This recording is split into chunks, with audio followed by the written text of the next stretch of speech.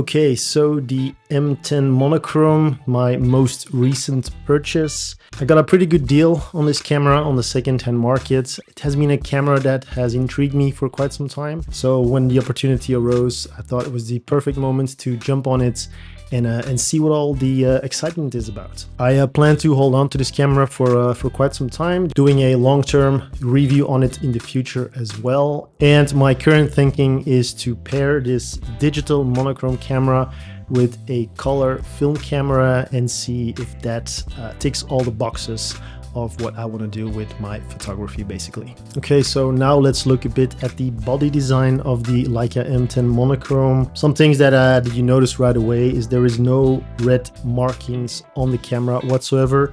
No red dot even on the ISO dial or on the shutter speed dial. All the red has been removed and replaced by some shade of gray. Also small buttons, the shutter button, the function button on the front. They all went from chrome or silver to black. So in a way, in my opinion, this is the most beautiful digital Leica M by far.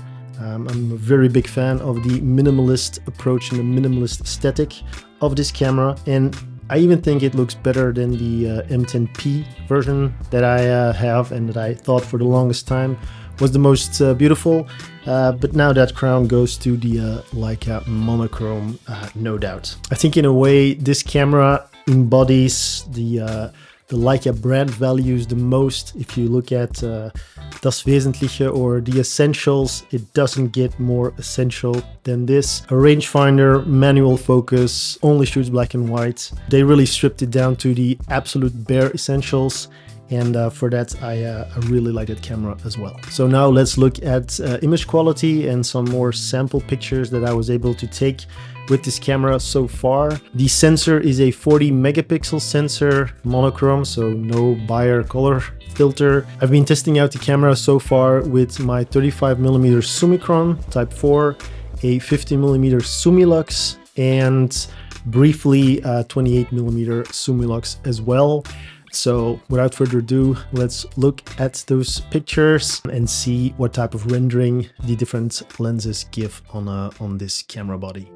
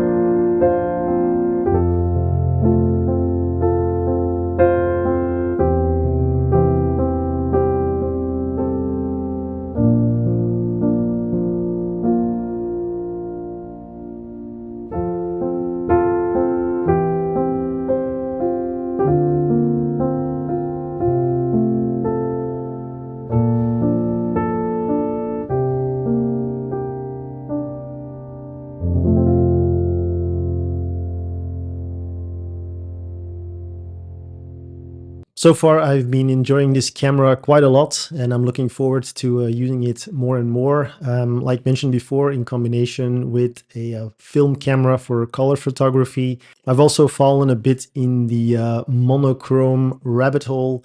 I'm really diving into monochrome black and white photography, trying to get the ins and outs a bit and trying to improve in this genre of photography as well. One thing that I can say is having a dedicated camera like this only for black and white really makes you think more and makes you look specifically for compositions that suit black and white. That provides clarity and gives you a bit more purpose when you're going out for photography, knowing that you won't be able to shoot everything, but that you really want to go for the candidates that suit black and white photography the most. So this was it for this short introduction video, first impressions. Hope you enjoyed it, and see you in the next one.